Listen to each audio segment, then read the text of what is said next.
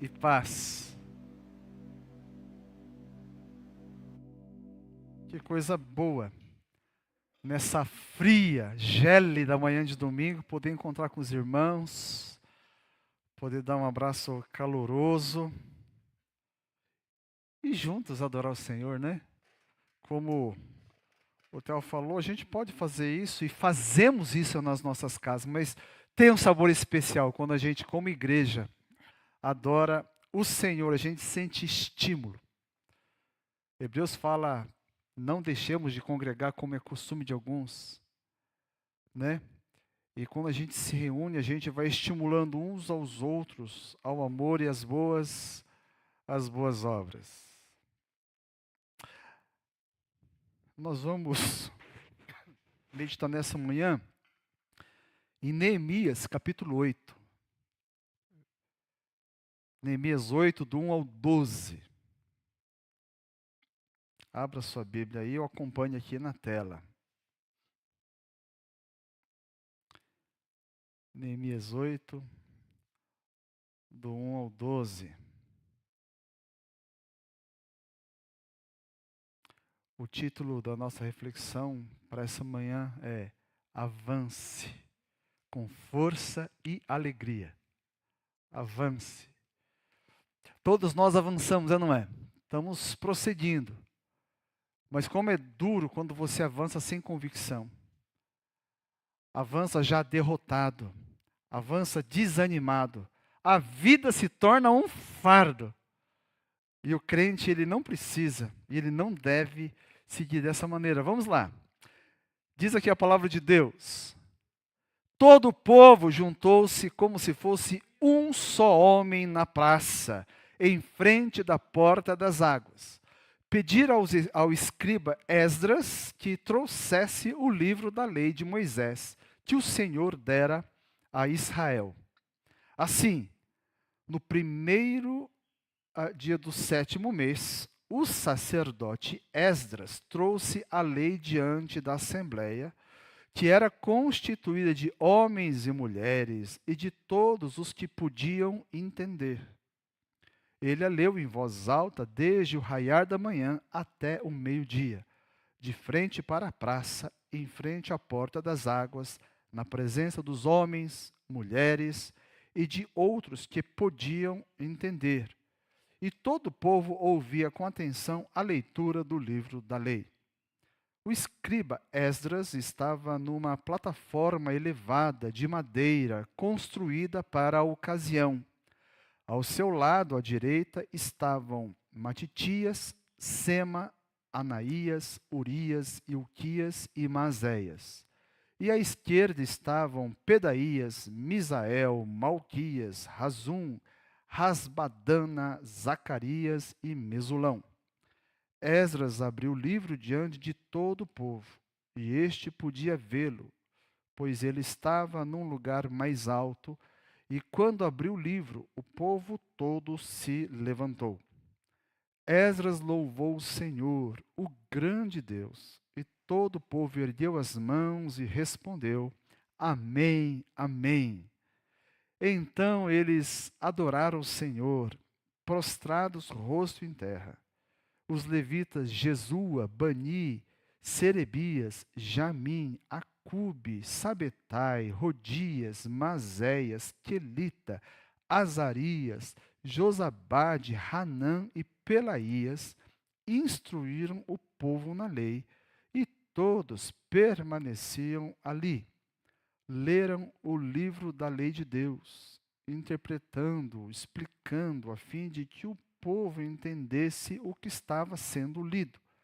Então Neemias, o governador Esdras, o sacerdote e escriba, e os levitas que estavam instruindo o povo disseram a todos: Este dia é consagrado ao Senhor Deus. Nada de tristeza e de choro, pois todo o povo estava chorando enquanto ouvia as palavras da lei. E Neemias acrescentou: Podem sair e comam e bebam do melhor que tiverem e repartam com os que nada têm preparado. Este dia é consagrado ao nosso Senhor. Não se entristeçam, porque a alegria do Senhor os fortalecerá. Os levitas tranquilizaram todo o povo, dizendo: acalme-se, porque este é um dia santo, não fiquem tristes. Então todo o povo saiu para comer, beber, repartir com os que nada tinham preparado e para comemorar com grande alegria, pois agora compreendiam as palavras que lhes foram explicadas, palavras do Senhor. O livro de Neemias, como a gente já viu tempos atrás, juntamente com o livro de Esdras, esses dois livros, eles formam um par. Narra a restauração de Israel, logo após a volta do cativeiro. Ficaram 70 anos como escravos lá na Babilônia. E a tarefa dos líderes, juntamente com o povo, era uma tarefa árdua, muito difícil, A tarefa era de reconstruir a cidade, os muros de Jerusalém, os portões que foram queimados, o próprio templo. Mas não era somente isso. Os líderes tinham que restaurar principalmente a fé, a espiritualidade desse povo. Então, nesse capítulo 8 que a gente leu, a essa altura, os muros já tinham sido concluídos, essa tarefa. Os portões já tinham sido colocados ali na junta das portas. O povo já estava organizado e estabelecido na cidade. O governo que estava sob a responsabilidade aqui de Neemias já estava muito bem assentado. Um governo diferente dos anteriores, sem opressão. O povo estava sendo bem liderado. Não apenas isso, Esse governo era tão justo e generoso que às custas do próprio bolso, não do cofre, mas do próprio bolso dele, ele alimentou 150 desses trabalhadores. Pensa, que despesa monstro, ele descreve com detalhes. E talvez, por causa do bom exemplo do próprio governador, uma onda de ofertas voluntárias, foi efetivada, e uma coisa muito bonita. O povo começou a trazer ofertas voluntariamente para que a obra fosse concluída. Então pensa, as coisas corriam muito bem, tudo caminhava bem, estava tudo certo, a vida organizada. Normalmente, quando a gente chega a esse ponto, a gente quer dar uma pausa, não é? Agora vamos descansar, vamos curtir, toda essa coisa boa, esse momento bom que Deus permitiu, e de fato era a mão de Deus ali com eles. Mas não foi isso que aconteceu. Nesse momento em que a restauração parece que estava ok, caminhando muito bem, ao invés deles sentarem, vamos festejar, vamos descansar, porque a gente merece, o que eles fazem? O povo voluntariamente, sem ninguém convocar, não teve nenhum movimento de atrair as pessoas, voluntariamente se reuniu na praça principal. Para quê? Olha lá o versículo 1. Pediu que o escriba Esdras trouxesse o livro da revelação de Moisés, que o Eterno tinha dado a Israel. Quando estava tudo bom, quando materialmente estava tudo encaminhado, o povo tinha um anseio, tinha um desejo. Era desejo de Deus. O povo queria Deus. E por isso eles precisavam ver a Deus. Eles tinham esse desejo. Porque eles sabem que eles voltaram há pouco tempo do cativeiro. E muitos que foram para o cativeiro morreram no cativeiro, porque durou 70 anos. E eles sabem da história. Por que que eles voltaram de lá? Voltaram de lá porque estiveram lá. Mas por que que eles estiveram lá? Porque Deus mandou eles para lá. E por que que Deus mandou? Porque o povo tinha se esquecido de Deus. Os antepassados tinham se afastado de Deus, da sua palavra. Eles fizeram surdos à palavra de Deus. Desprezaram palavras proféticas que Deus tinha mandado quantas e quantas vezes. Eles foram rebeldes contra Deus, excluíram Deus da vida deles, por isso foram para o cativeiro. E quando voltaram do cativeiro, eles não esqueceram disso. E eles sabiam de uma coisa: a gente não quer voltar para lá. A gente precisa de Deus, a gente quer Deus na nossa vida. Eles aprenderam a lição. Olha que coisa boa. Ali, eles estavam recomeçando a vida. Muita gente aqui recomeçou a vida. E mais de uma vez. Né? E recomeçar não é fácil. Agora, o sábio aprende com os erros passados e não quer repetir. Eles aprenderam. Já que vão recomeçar, eles queriam recomeçar bem. E eles sabiam de uma coisa: para recomeçar bem, precisavam de Deus, da sua palavra. A palavra de Deus, irmãos, ela deve ser central na vida do crente. Quantas vezes você já recomeçou e quantas outras não terá que recomeçar em algumas áreas? Pode ser negócio, pode ser recomeçar família. Eu já vi muitas famílias, casamentos recomeçarem, o mesmo casamento. Eu acompanhei desgraças tristes, que causaram feridas profundas. E eles, na presença de Deus, eu vi quantos casamentos serem restaurados, mas foram restaurados na presença de Deus. Convidaram a Deus a fazer parte de suas vidas. Ter a vida dirigida por Deus. Não há nada melhor. Se você quer recomeçar a sua vida, qualquer área. Eu já vi gente recomeçar a paternidade. Pais que foram relapsos, né, foram negligentes na relação com o filho. Depois de filho crescido, pediram perdão e recomeçaram. Sempre é momento de recomeçar. Enquanto a vida é possível recomeços. E esse povo que queria ter a palavra de Deus dirigindo as suas vidas, fez isso. Falei assim: nós queremos ouvir Deus. Eles não tinham essa facilidade que a gente tem, né? Todo mundo tem Bíblia na mão.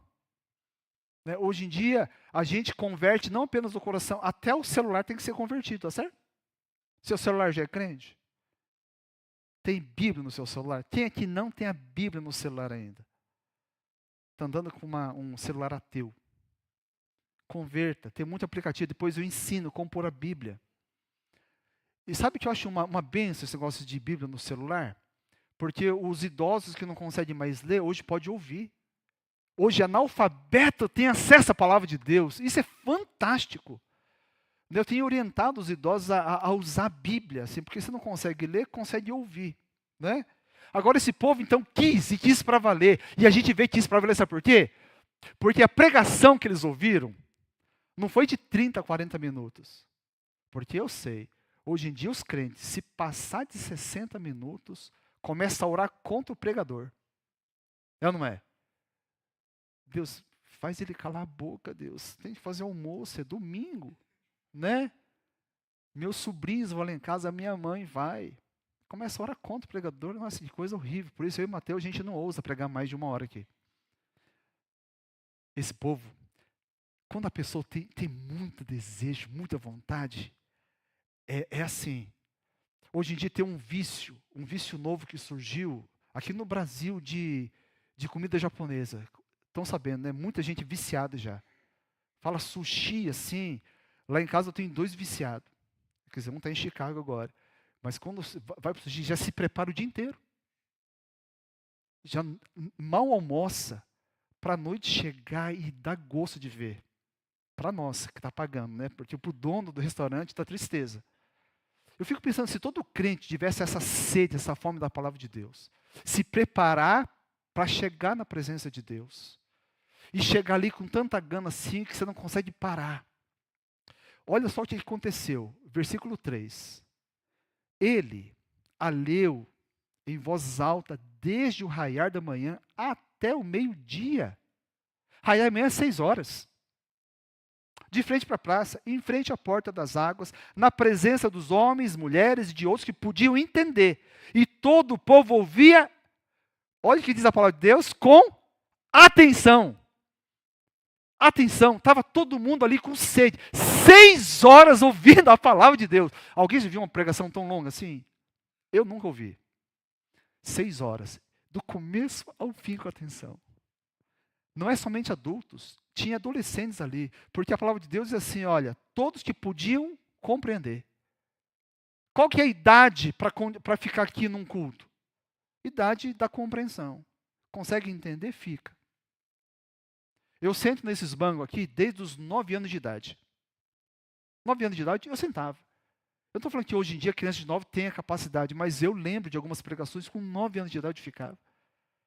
Né? E eu sentia uma certa alegria, não sei porquê, mas sentia. Né? É possível já nessa idade, e o povo tinha essa vontade. Para isso eles acordaram no escuro. Acordaram no escuro. Não tinha carro, não tinha moto. Para chegar no raiar da manhã já pronto, sedento. A gente quer ouvir a palavra de Deus e ouvir que espetáculo. Que coisa fantástica. Isso era a sede de Deus. É sede de Deus.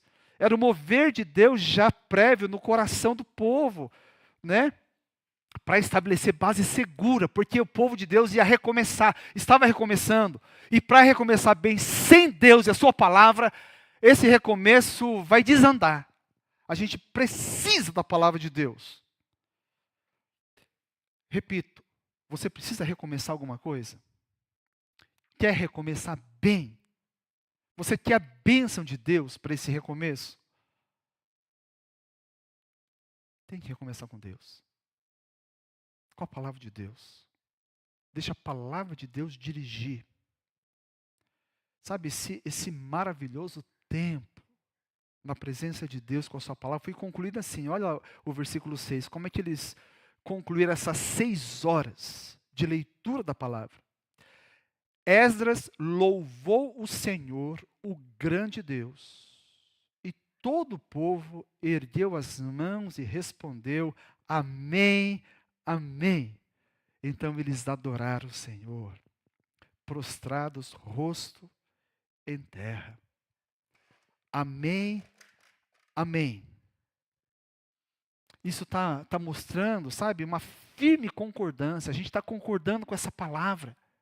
A gente está concordando com o que foi lido aqui por Esdras. A palavra ouvida faz sentido. E o povo então estava respondendo aquela palavra que foi lida. Falou assim, eu concordo, amém, amém. Tudo que foi lido, foi explicado, foi lido aqui. Nós concordamos, amém, amém. E eles concluem finalmente adorando a Deus. Essa é a resposta que a gente deve dar à palavra de Deus. Eles adoram. A adoração da igreja deve ser mediada pela palavra de Deus. Não pelo momento que a gente está vivendo, pelo sentimento, não. A adoração, ela deve ser precedida pela nossa submissão à palavra de Deus. Porque se a gente não submete à palavra de Deus, à vontade de Deus, a nossa adoração não faz sentido. Não faz sentido nenhum. Experimenta você que é casado. A sua esposa lá pede alguma coisa para você. Pede uma ajuda para você e você não faz nada. E você não atende. E depois você vai na presença dela, no final do dia, olha nos olhos dela e fala assim, meu amor, como te amo. Você é linda. Como vai chegar isso? Não faz sentido nenhum. Quantas vezes você pode chegar num culto, abrir a boca, achar que está adorando a Deus, e essa coisa que sai da boca, chega para Deus tudo menos como adoração. Como um ruído, como algo desagradável.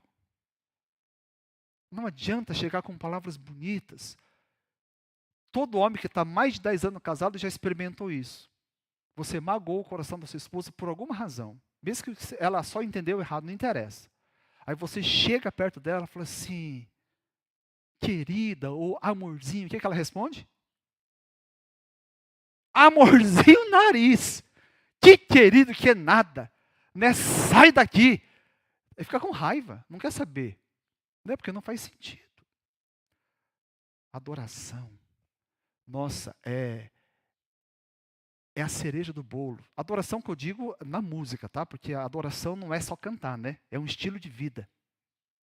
É um estilo de vida. Mas quando a gente vai louvar o Senhor, é a cereja do bolo. É o resultado da nossa vida, da nossa entrega, da nossa submissão a Deus. Então, a adoração do povo aqui também envolveu o quê? Primeiro o intelecto. Eles entenderam tudo que foi explicado. E entendeu, ele afetou o coração, porque eles aceitaram a palavra de Deus, disseram amém, amém. E até completar, né, tomando todo o ser, então a mente, o coração e o ser. Eles levantaram as mãos, depois se prostraram em terra, adoraram o Senhor. A nossa resposta à palavra de Deus deve ser amém, amém. Porque ler a palavra de Deus, estudar a palavra de Deus, ouvir a palavra de Deus e não dar o amém, não concordar, não acolher, aumentou a culpa do crente. Porque enquanto ele ignorava aquilo, ele era culpado na ignorância. Mas uma vez que sabe e continua ignorando, aí a culpa é dupla. Mas nós somos o povo de Deus, nós somos o povo da palavra, e nós amamos a palavra de Deus, nós lemos a palavra de Deus, nós buscamos a palavra de Deus, e quando você faz isso, olha o que acontece. João 17:17. Na oração sacerdotal, Jesus ora assim: santifica-os na verdade, a tua palavra é a verdade. A palavra de Deus santifica a nossa vida, ela transforma a nossa vida, né? Mateus 22:29, olha lá o efeito também. Vocês estão enganados porque não conhecem as Escrituras nem o poder de Deus. A gente deixa, né, de ser presa fácil para os astutos, os falsos profetas. A gente deixa de ser enganado porque a gente passa a conhecer a palavra de Deus. Ela nos protege. E olha só, Jesus associa o poder de Deus com a palavra dele. A palavra dele. A palavra de Deus vai dar o caminho para esse poder de Deus agir na nossa vida. Então, a palavra de Deus levou o povo a adorar a Deus. E produziu um resultado muito interessante. A palavra de Deus, ele tem que produzir algo em nós. E sabe o que produziu nesse povo aqui? Olha só, versículo 9. Esse povo que ouviu durante 6 horas, atentamente. Então Neemias, o governador Esdras, o sacerdote escriba e os levitas que estavam instruindo o povo disseram a todos: olha, este dia é consagrado ao Senhor Deus. Nada de tristeza e de choro. Pois todo o povo estava chorando enquanto ouvia as palavras da lei. Eles ouviram, eles entenderam, e porque entenderam, eles choraram, e choraram, literalmente choraram. Por quê? Porque eles ouviram da maneira certa, eles acolheram a palavra de Deus. E a palavra de Deus apontou coisas na vida deles. Coisas na vida deles. Porque eles ouviram, diferente de muito crente. Eu já vi crente que teve coragem de falar para mim na porta. Agora alguns estão preocupados, né? Quem conversa comigo na porta. Falei assim: pastor, pena que fulano não estava aqui. Ele tinha que ter ouvido essa palavra. Né? A pessoa não recebeu para ela. Ela falou assim: aquele fulano que precisava. Quem sabe, nessa palavra, Deus falou sobre maledicência, né, nesse dia. Ô pastor, fulano de a gente ouvir. E você não, né, irmã? Você não. É gente que não acolhe. Ou então você não fala nada, porque você aprendeu que não pode falar, mas está ali. Puxa, essa palavra, espero que minha esposa esteja entendendo. Oh Deus, Deus atendeu as minhas orações, é para ela. Foi certinho. Não, mas eles foram quebrantados pela palavra. A palavra faz isso mesmo, gente. A palavra, ela tem que nos cortar. Quando você está aqui sentado, é para você que Deus está falando. Quando você está diante da Bíblia lendo, é para você que Deus está falando. Deus nunca está falando para os outros. Eu leio a Bíblia todos os dias e não é para pregar. Eu estou lendo para mim. Sabe o que eu faço? de manhã cedo, quando eu abro a minha Bíblia, eu falo assim: Deus, eu quero ser santificado pela sua palavra. Fala comigo. Fala comigo. Eu quero ser. Eu preciso ser. E Deus tem feito isso. E como é bom. Só que é bom o resultado final, porque na hora não é muito bom. Olha só o que Hebreus fala. Hebreus 4:12. Pois a palavra de Deus, ela é viva e eficaz e mais afiada que qualquer espada de 2 gumes. Ela penetra ao ponto de dividir alma e espírito, juntas e medulas, e julga os pensamentos e intenções do coração. Né? Você mete a faca da palavra de Deus, esse negócio, a imagem é muito bruta, né? Ela não é nada bonita. Mas isso que ela faz, ela corta, ela sangra mesmo. Né? Por isso que o povo estava chorando. O povo entendeu. De alguma maneira eles reconheceram um pecado. Reconheceram que eles estavam tudo torto. E aquilo mexe com eles. E é isso que a Bíblia faz, porque ela penetra, ela corta. Percebe que quando o crente ele começa a entender isso e relacionar com a Bíblia dessa maneira, a leitura da palavra de Deus, a própria pregação que você escuta, ela deixa de ser monótona, enfadonha. Quando a gente vai na expectativa de entender o que Deus está querendo falar comigo, né? O que Deus quer. E a gente começa a ficar atento. E a leitura ganha um novo sabor. Quando você lê a Bíblia e o negócio está muito chato, é que você está lendo, tá lendo da maneira errada, com o coração errado, o propósito errado. A gente vai com expectativa de ser cortado pela palavra. E lá você pode deixar cortar. Não precisa disfarçar nada, porque está só você e Deus, é o seu momento com Deus. Na igreja a gente disfarça, porque às vezes a palavra vem e acerta de jeito, é ou não é? E aí você tem que disfarçar um pouco para não dar bandeira. Mas quando você está sozinho, eu me arrebento. Eu deixo Deus falar comigo. E o resultado sempre é bom. Deus está tratando. Pai, santifica a minha vida. Santifica através da tua palavra. A tua palavra é verdade e ela faz isso mesmo. E que coisa boa. Deus, Ele pode fazer isso. E agora na sequência. Primeiro, eles entendem. Eles se quebrantam, a palavra fala com eles profundamente, eles choram. Podia parar aqui, mas não para aqui. Olha só que coisa boa. O que eles escutam? Não se entristeçam. Já estavam chorando. Porque a alegria do Senhor os fortalecerá. Versículo 10 e 11. Os levitas tranquilizaram todo o povo, dizendo: acalmem-se, porque este é um dia santo. Não fiquem tristes. Porque, irmãos, o objetivo da palavra não é apontar o seu erro e deixar você se afogando em culpa. Porque quando você percebe o erro, sente culpa. É ou não é? Não é revelar a sua miséria e deixar você em estado de desespero. Falei, caramba, então eu sou isso mesmo. Eu sou pó, sou verme, como diz o profeta. Eu não passo de cacos de barro. Né? Em pecado fui concebido por minha mãe. Não é isso. Antes é tratar o erro. É libertar do mal. É te resgatar do pecado. Para então te dar uma alegria superior. É tirar a cegueira e apontar um caminho mais excelente. A vontade de Deus para o seu povo não é deixar o povo no choro e na tristeza, mas é de levar para um caminho de alegria. Olha só, alguns textos bíblicos que apontam para isso. 1 de Tessalonicenses 5,16 diz o quê? Alegrem-se sempre. É sempre. A alegria, a vontade de Deus é que se alegre sempre.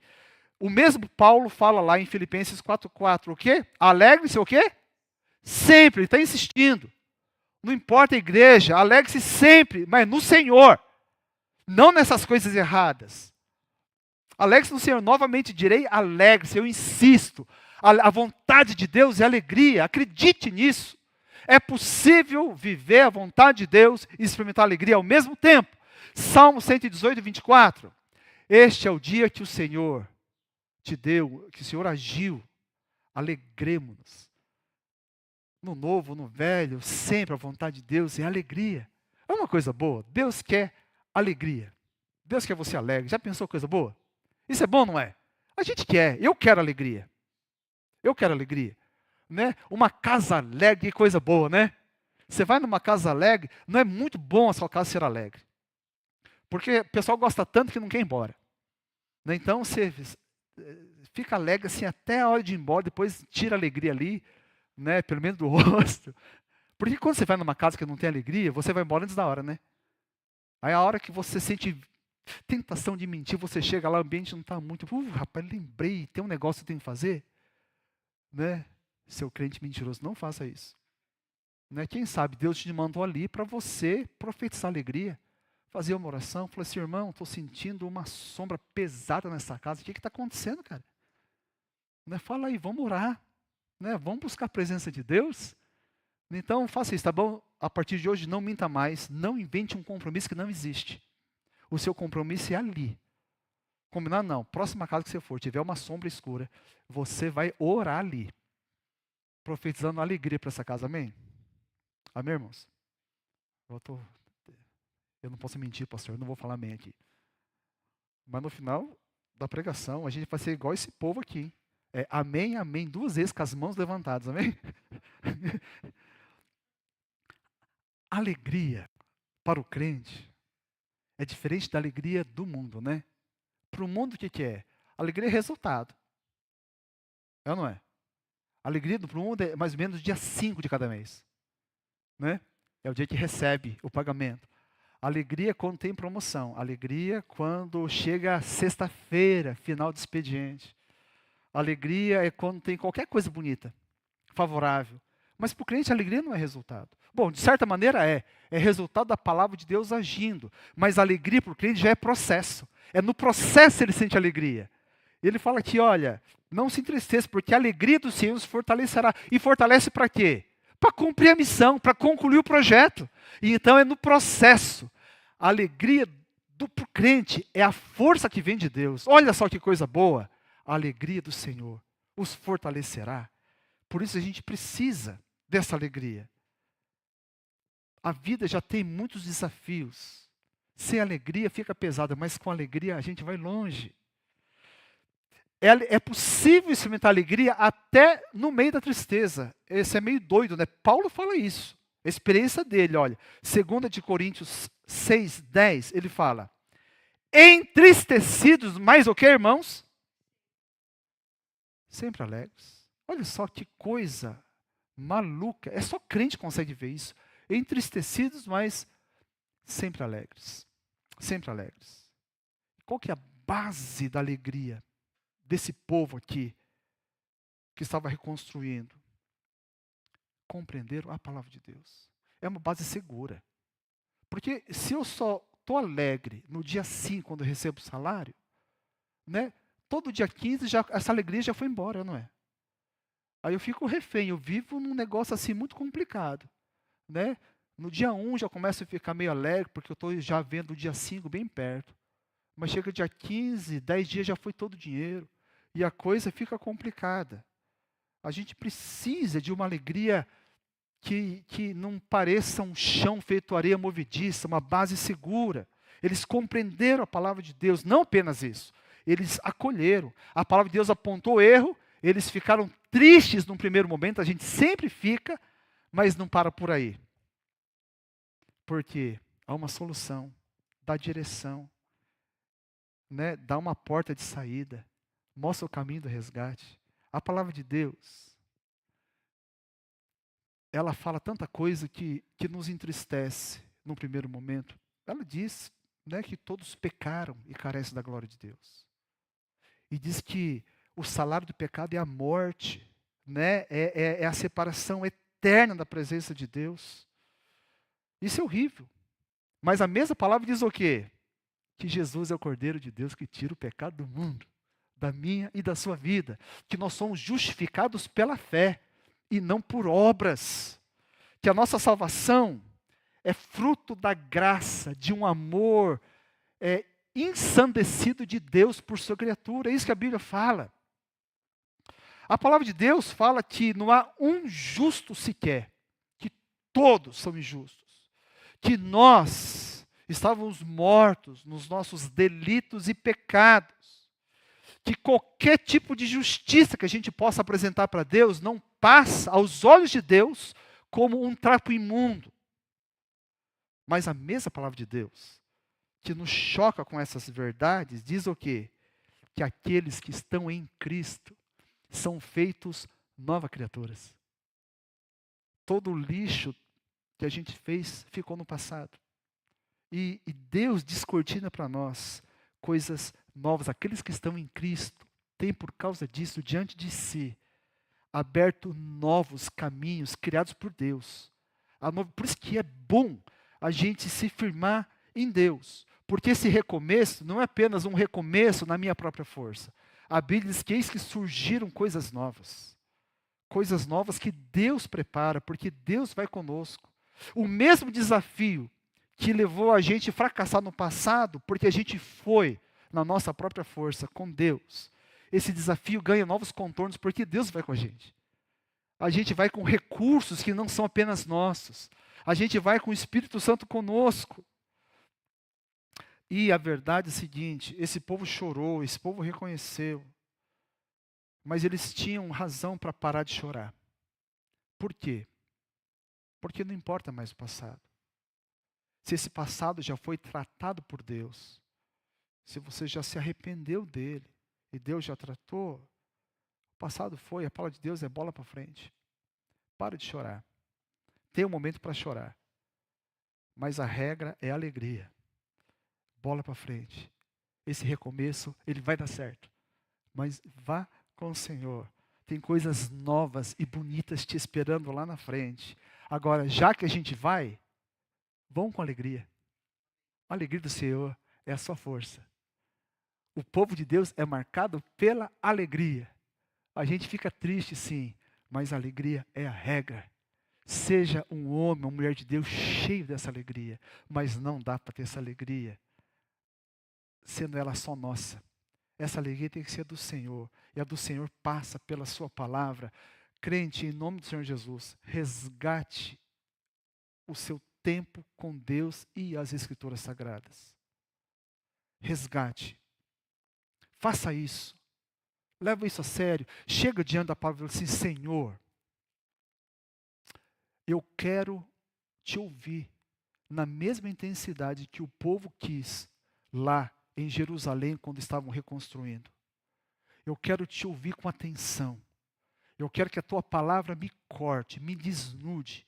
Eu quero que a tua palavra me santifique. Eu quero ficar encantado pelo Senhor. Eu quero ficar encantado. O povo antigo, César, Maurício, Geraldo, então nem se fala. O povo antigo, ele sabe de uma coisa que essa geração nova não sabe. Né? Carta de papel e caneta. A gente se via carta assim, né? Lambia o selo, colava ali, mandava no correio. Depois de uma semana, se tudo der certo, a carta chegava. E a primeira vez que o César recebeu a carta da Cecília, ele leu aquela carta. Só que naquela carta não tinha muita declaração. E ele falou assim, não, acho que eu não estou entendendo. Ele lia, relia. Ele lia nas entrelinhas. Ela falou isso, mas ela quis dizer isso. E ele começou a fazer tudo isso. E quantas vezes ele leu aquilo aí? Com sede, com desejo. Falou assim, aqui dentro tem uma mensagem de amor secreta. A palavra de Deus é uma carta de amor para nós. Deus se revela. Vamos orar, experimenta ler a Bíblia desse jeito, essa semana. É todos os dias. Fala assim, Deus, eu quero.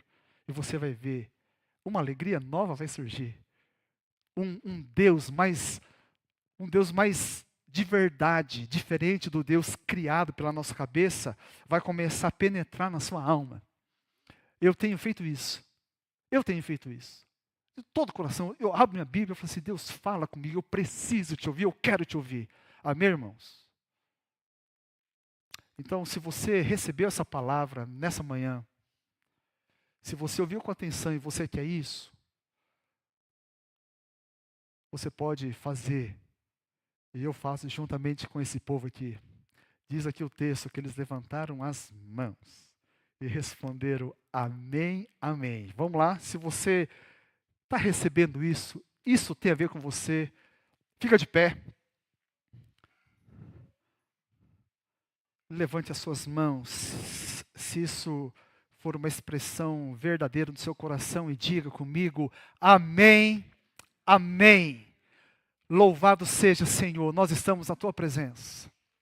Ó Deus, quantas vezes negligenciamos a Tua palavra, quantas vezes se tornou um ritual religioso, mecânico, sem sentido, monótono, sem graça.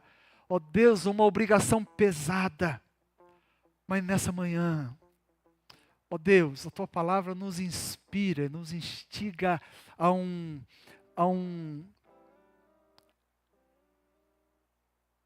novo jeito da gente se relacionar com ela. Seja quando a gente estiver ouvindo uma pregação, um estudo, seja quando a gente estiver no nosso quarto secreto, abrindo a Bíblia, Senhor, abrir com aquele desejo no coração.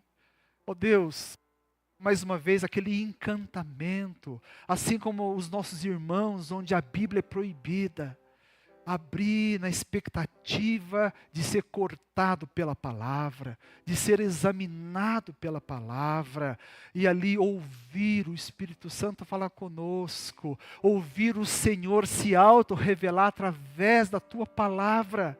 Oh Deus, em nome de Jesus, tira as escamas dos nossos olhos, pinga aquele colírio dos céus, para que os nossos olhos possam ler e entender, ler e ver, ler e sentir, ler e se encantar, ler e se apaixonar por Jesus.